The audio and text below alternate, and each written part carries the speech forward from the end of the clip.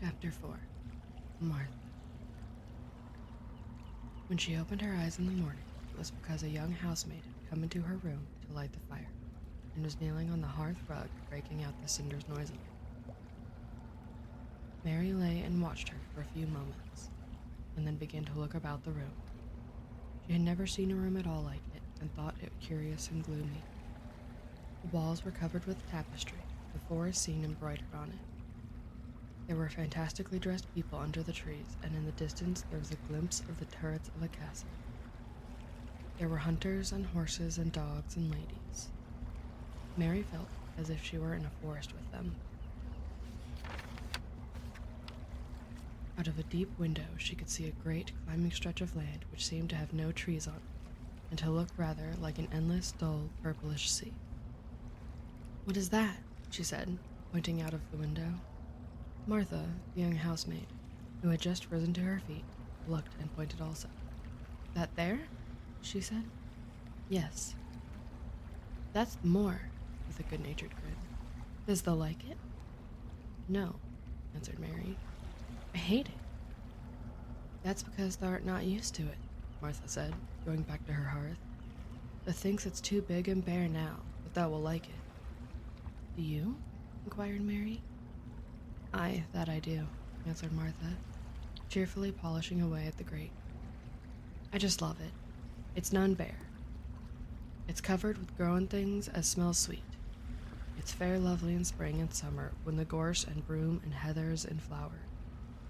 It smells of honey, and there's such a lot of fresh air, and the sky looks so high, and the bees and the skylarks make such a noise, hummin' and singin'. I wouldn't live away from the moor for anything." Mary listened to her with a grave, puzzled expression. The native servants she had been used to in India were not in the least like this. They were obsequious and servile, and did not presume to talk to their masters as if they were their equals. They made salams and called them protector of the poor, and names of the sort. Indian servants were commanded to do things, not asked. It was not the custom to say please and thank you, and Mary had always slapped her eye on the face when she was angry. She wondered a little what this girl would do if one slapped her in the face. She was a round, rosy, good-natured looking creature, but she had a sturdy way which made Mistress Mary wonder if she might not even slap back, if the person who slapped her was only a little girl. "You are a strange servant," she said from her pillows rather haughtily. Martha sat up on her heels with her blacking brush in hand and laughed, without seeming the least out of temper. "I know that," she said. "If there was a grand missus at Misselthwaite, I should never have been even one of the under-housemaids. I might have been let to be a scullery maid, but I'd never have been let upstairs. I'm too common, and I talk too much Yorkshire. But this is a funny house, for all it's so grand. Seems like there's neither master nor mistress except Mr. Pritcher and Miss Medlock. Mr. Craven, he won't be troubled about anything when he's here, and he's nearly always away. Miss Medlock gave me the place out of kindness. She told me she could never have done it if Misselthwaite had been like other big houses." "Are you going to be my servant?" Mary asked, still in her imperious little Indian way. Martha began to rub her grate again. "I'm Miss Medlock's servant," she said stoutly, "and she's Mr. Craven's. But I'm to do the housemaid's work up here and wait on you a bit. But you won't need much waiting on." "Who is going to dress me?"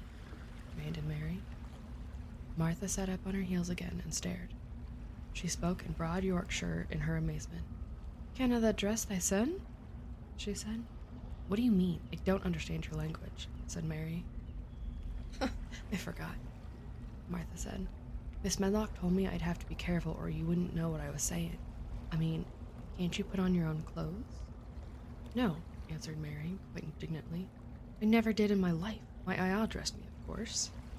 "Well," said Martha, evidently not in the least aware that she was impudent, "it's time thou should learn.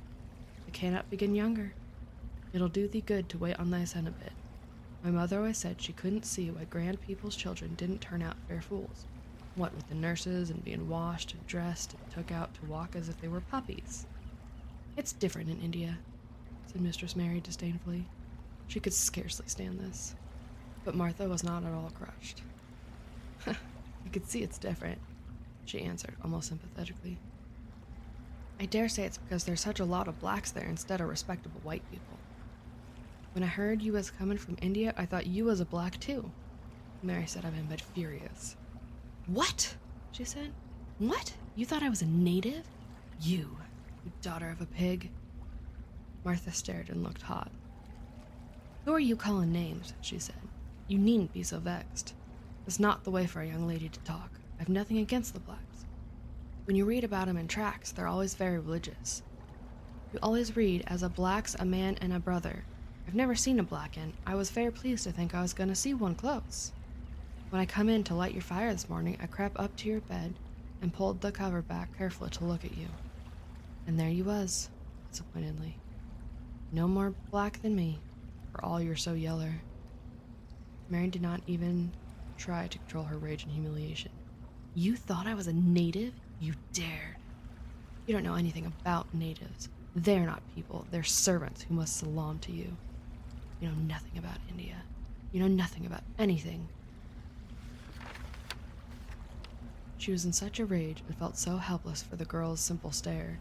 Somehow she suddenly felt so horribly lonely and far away from everything she understood and which understood her, that she threw herself downward on the pillows and burst into passionate sobbing. She sobbed so unrestrainedly that good-natured Yorkshire Martha was a little frightened and quite sorry for her. She went to the bed and bent over her. You mustn't cry like that there, she begged. You mustn't for sure. I didn't know you'd be vexed. I don't know anything about anything, just like you said. I beg your pardon, miss. Do stop crying. There was something comforting and really friendly in her queer Yorkshire speech and sturdy way which had a good effect on Mary. She gradually ceased crying and became quiet. Martha looked relieved. It's time for thee to get up now, she said. Miss Medlock said I was to carry the breakfast and tea and dinner in the room next to this. It's been made into a nursery for thee. I'll help thee on with thy clothes if thou'll get out of bed. If the buttons are at the back, thou cannot button them up thyself. When Mary at last decided to get up, the clothes Martha took from the wardrobe were not the ones she had worn when she arrived the night before with Miss Medlock. Those are not mine, she said. Mine are black. She looked the thick, white wool coat and dress over, and added, with cool approval, those are nicer than mine. These are the one thou must put on, Martha answered. Mr. Craven ordered Miss Medlock to get 'em in London. He said, I won't have a child dressed in black wandering about like a lost soul, he said. It'd make the place sadder than it is. Put color on her. Mother said she knew what she meant. Mother always knows what a body means. She doesn't hold with black herself. I hate black things, said Mary. The dressing process was one which taught them both something. Martha had buttoned up her little sister and brothers, but she had never seen a child who stood still and waited for another person to do things for her, as if she had neither hands nor feet of her own. Why doesn't thou put on thy own shoes? She said, when Mary quietly held out her foot. My aunt did it, answered Mary, staring. It was the custom. She said that very often. It was the custom. The native servants were always saying it. If one told them to do a thing their ancestors had not done for 1,000 years, they gazed at one mildly and said, It is not the custom. And one knew that was the end of the matter. It had not been the custom that Mistress Mary should do anything but stand and allow herself to be dressed like a doll, but before she was ready for breakfast she began to suspect that her life at Misselthwaite Manor would end up by teaching her a number of things quite new to her. Things such as putting on her own shoes and stockings, and picking up things she let fall. If Martha had been a well-trained, fine young lady's maid, she would have been more subservient and respectful, and would have known that it was her business to brush hair and button boots, and pick things up and lay them away. She was, however, only an untrained Yorkshire rustic, who had been brought up in a moorland cottage with a swarm of little brothers and sisters, who had never dreamed of doing anything but waiting on themselves and on the younger ones, who were either babies in arms or just learning to totter about and tumble over things. If Mary Lennox had been a child who was ready to be amused, she would perhaps have laughed at Martha's readiness to talk, but Mary only listened to her coldly and wondered at her freedom of manner. At first, she was not at all interested, but gradually, as the girl rattled on in her good-tempered, homely way, Mary began to notice what she was saying. You should see 'em all, she said. There's 12 of us, and my father only gets 16 shilling a week. I can tell you my mother's put to it to get forage for 'em all. They tumble about on the moor and play there all day, and Mother says the air of the moors fattens 'em. She says she believes they eat the grass same as the wild ponies do. Our Dickon, he's 12 years old, and he's got a young pony he calls his own. Where did he get it? Asked Mary. He found it on the moor with its mother when it was a little one, and he began to make friends with it and give it bits of bread and pluck young grass for it. It got to like him, so it follows him about and lets him get on its back. Dickon's a kind lad, and animals likes him. Mary had never possessed an animal pet of her own, and had always thought she would like one, so she began to feel a slight interest in Dickon. And as she had never before been interested in anyone but herself, it was the dawning of a healthy sentiment. When she went into the room which had been made into a nursery for her, she found that it was rather like the one she had slept in.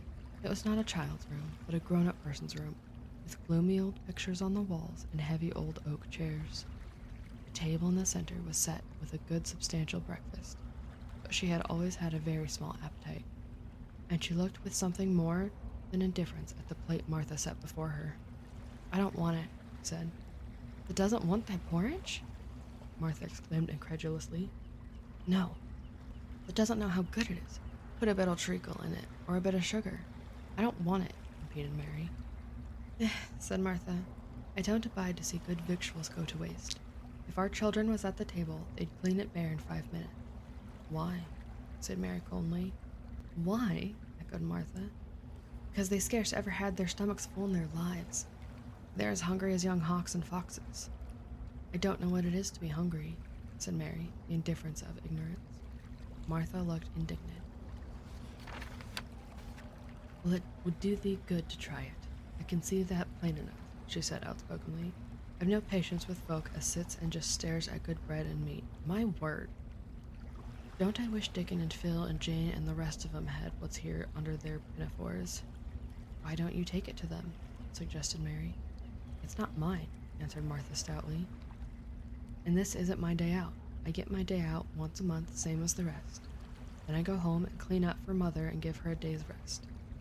Mary drank some tea and ate a little toast and some marmalade. You wrap up warm and run out and play, you, said Martha. It'll do you good and give you some stomach for your meat. Mary went to the window. There were gardens and paths and big trees, but everything looked dull and wintry. Out? Why should I go out on a day like this? Well, if thou doesn't go out, thou shall have to stay in, and what has thou got to do? Mary glanced about her. There was nothing to do. When Miss Medlock had prepared the nursery, she had not thought of amusement. Perhaps it would be better to go and see what the gardens were like. Who will go with me? She inquired. Martha stared. You'll go by yourself, she answered. You'll have to learn to play like other children does when they haven't got sisters and brothers. Our Dickon goes off in the morn by himself and plays for hours. That's how he made friends with the pony. He's got sheep on the moor that knows him and birds as come and eats out of his hands. However little there is to eat, he always saves a bit of his bread to coax his pets. It was really this mention of Dickon which made Mary decide to go out, though she was not aware of it. There would be birds outside, though there would not be ponies or sheep. They would be different from the birds in India, and it might amuse her to look at them.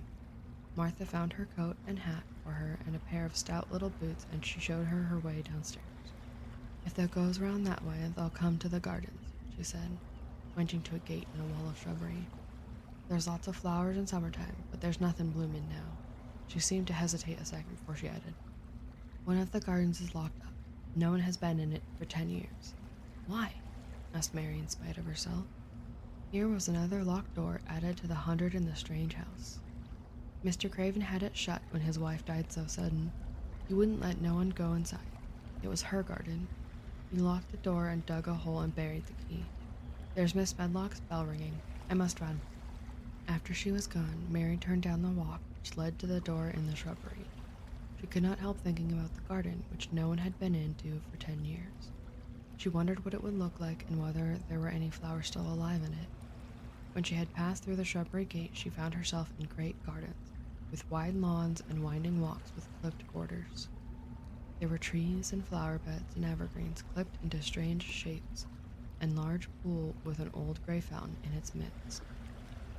The flower beds were bare and wintry, and the fountain was not playing. This was not the garden which was shut up. How could a garden be shut up? You could always walk into a garden. She was just thinking this when she saw that, at the end of the path she was following, there seemed to be a long wall, with ivy growing over it. She was not familiar enough with England to know that she was coming upon the kitchen gardens where the vegetables and fruit were growing. She went toward the wall and found that there was a green door in the ivy, and that it stood open. This was not the closed garden, evidently, and she could go into it.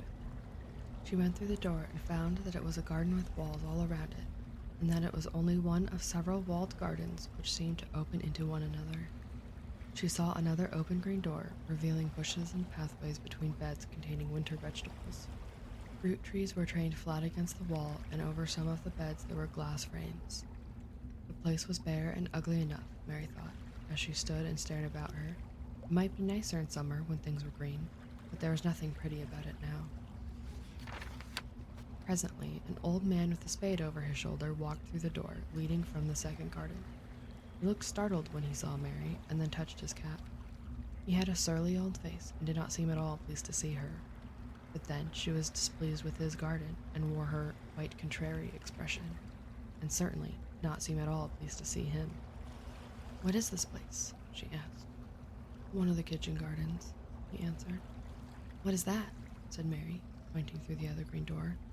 "Another of 'em," shortly. "There's another on the other side of the wall, and there's the orchard to the other side of that." "Can I go in them?" asked Mary. "If the likes. There's naught to see." Mary made no response. She went down the path and through the second green door. There she found more walls and winter vegetables and glass frames. But in the second wall there was another green door, and it was not open. Perhaps it led into the garden which no one had seen for 10 years.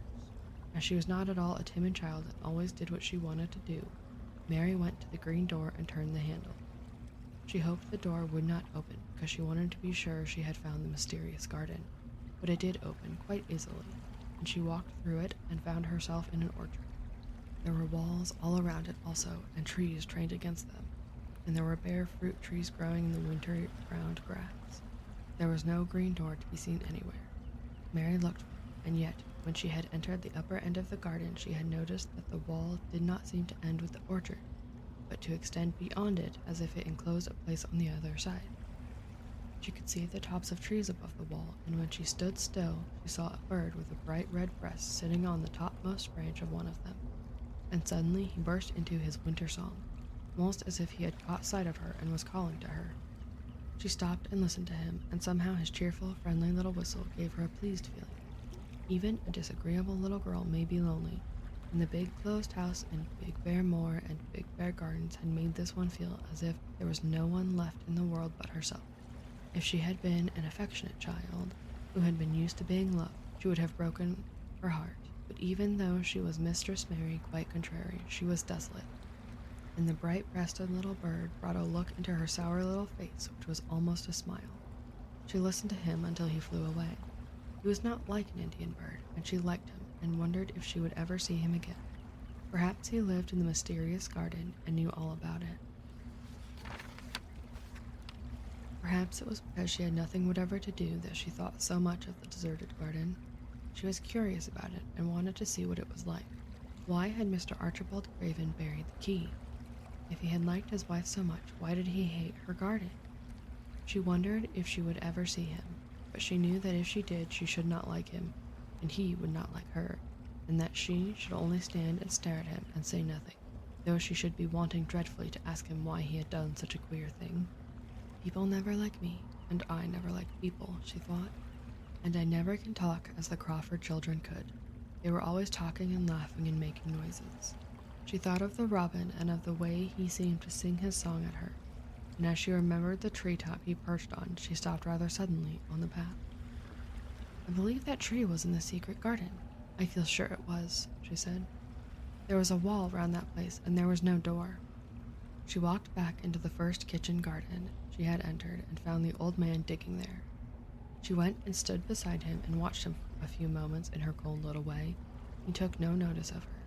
and so, at last, she spoke to him. "I have been into the other garden," she said.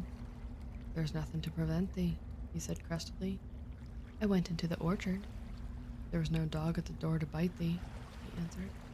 "There was no door there into the other garden," said Mary. "What garden?" he said in a rough voice, stopping his digging for a moment. "The one on the other side of the wall," answered Mistress Mary. "There are trees there. I saw the tops of them. A bird with a red breast was sitting on one of them, and he sang." To her surprise, the surly old weather-beaten face actually changed its expression. A slow smile spread over it, and the gardener looked quite different. It made her think that it was curious how much nicer a person looked when he smiled. She had not thought of it before. He turned about to the orchard side of his garden and began to whistle, a low, soft whistle. She could not understand how such a surly man could make such a coaxing sound. Almost the next moment, a wonderful thing happened. She heard a soft little rushing flight through the air, and it was the bird with the red breast flying to them, and he actually alighted on the big clod of earth quite near the gardener's foot. "Here he is," chuckled the old man. Then he spoke to the bird as if he were speaking to a child. "Where has thou been, the cheeky little beggar?" he said. "I've not seen thee before today. Has thou began the courting this early in the season? Thou art too forward." Bird put his tiny head on one side and looked up at him with his soft bright eye, which was like a black dewdrop. He seemed quite familiar and not the least afraid. He hopped about and pecked the earth briskly, looking for seeds and insects. It actually gave Mary a queer feeling in her heart, because he was so pretty and cheerful and seemed so like a person. He had a tiny plump body and delicate beak and slender delicate legs. "Will he always come when you call him?" she asked, almost in a whisper. "Aye, that he will. I've known him ever since he was a fledgling. He came out of the nest in the other garden, and when first he flew over the wall he was too weak to fly back for a few days, and we got friendly. When he went over the wall again, the rest of the brood was gone, and he was lonely, and he came back to me." "What kind of bird is he?" "Doesn't thou know? He's a robin, redbreast, and they're the friendliest, curious birds alive. They're almost as friendly as dogs, if you know how to get on with them. Watch him pecking about there and looking round at us now and again. He knows we're talking about him." It was the queerest thing in the world to see the old fellow. He looked at the plump little scarlet waistcoated bird as if he were both proud and fond of him. "He's a conceited one," he chuckled. "He likes to hear folk talk about him, and curious, bless me. There never was his like for curiosity and meddling. He's always coming to see what I'm planting. He knows all the things Mr. Raven never troubles himself to find out. He's the head gardener, he is." Robin hopped about busily pecking the soil, and now and then stopped and looked at them a little. Mary thought his black dewdrop eyes gazed at her with great curiosity. It really seemed as if he were finding out all about her. The queer feeling in her heart increased. "Where did the rest of the brood fly to?" she asked. "There's no knowing. The old ones turn 'em out in their nest and make 'em fly, and they're scattered before you know it. This one was a knowing one, and he knew he was lonely." Mistress Mary went a step nearer to the robin and looked at him very hard. "I'm lonely," she said. She had not known before that this was one of the things which made her feel sour and cross. She seemed to find it out when the robin looked at her and she looked at the robin. The old gardener pushed his cap back on his bald head and stared at her a minute. "Aren't thou the little wench from India?" he asked. Mary nodded. "Then no wonder thou art lonely. Thou'lt be lonelier before this done," he said. He began to dig again, driving his spade deep into the rich black garden soil while the robin hopped about very busily employed. "What is your name?" Mary inquired. He stood up to answer her. "Ben Weatherstaff," he answered. Then he added with a surly chuckle, "I'm lonely myself, except when he's with me." And he jerked his thumb toward the robin. "He's the only friend I've got." "I have no friends at all," said Mary. "I never had. My ayah didn't like me, and I never played with anyone." It is a Yorkshire habit to say what you think with blunt frankness, and old Ben Weatherstaff was a Yorkshire moor man. "Thou and me are a good bit alike," he said. "We was wove out of the same cloth. We're neither of us good looking, and we're both of us as sour as we look. We've got the same nasty tempers, both of us, I'll warrant." This was plain speaking, and Mary Lennox had never heard the truth about herself in her life. Native servants had always salaamed and submitted to you, whatever you did. She had never thought much about her looks, but she wondered if she was as unattractive as Ben Weatherstaff, and she also wondered if she looked as sour as he had looked before the Robin game. She actually began to wonder also if she was nasty-tempered. She felt uncomfortable. Suddenly, a clear, rippling little sound broke out near her, and she turned around. She was standing a few feet from a young apple tree, and the robin had flown onto one of its branches and had burst out into a scrap of a song. Ben Weatherstaff laughed outright. "What did he do that for?" asked Mary. "He made up his mind to make friends with me," replied Ben. "Dang me if he hasn't took a fancy to thee." "To me?" said Mary, as she moved toward the little tree softly and looked up. "Would you make friends with me?" she said to the robin, just as if she was speaking to a person. "Would you?" And she did not say it either in her hard little voice or in her imperious Indian voice, but in a tone so soft and eager and coaxing that Ben Weatherstaff was as surprised as she had been when she heard him whistle. "Why," he cried out, "they said that as nice and human as if there was a real child instead of a sharp old woman. They said it almost like Dickon talks to his wild things on the moor." "Do you know Dickon?"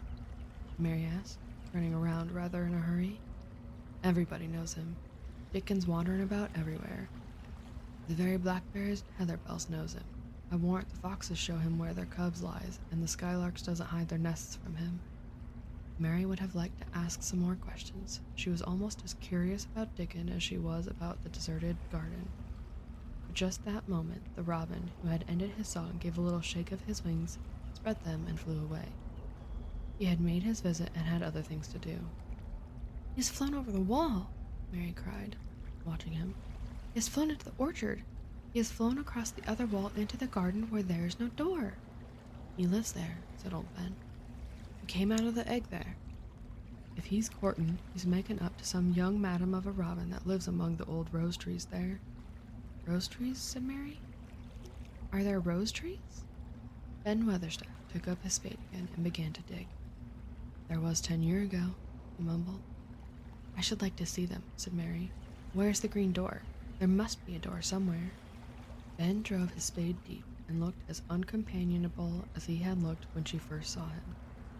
"There was 10 years ago, but there isn't now," he said. "No door?" cried Mary. "There must be." "None as anyone can find, and none as is anyone's business. Don't you be a meddlesome wench and poke your nose where it's no cause to go. Here, I must go on with my work. Get you gone and play you. I've no more time." And he actually stopped digging, threw his spade over his shoulder, and walked off, without even glancing at her or saying goodbye.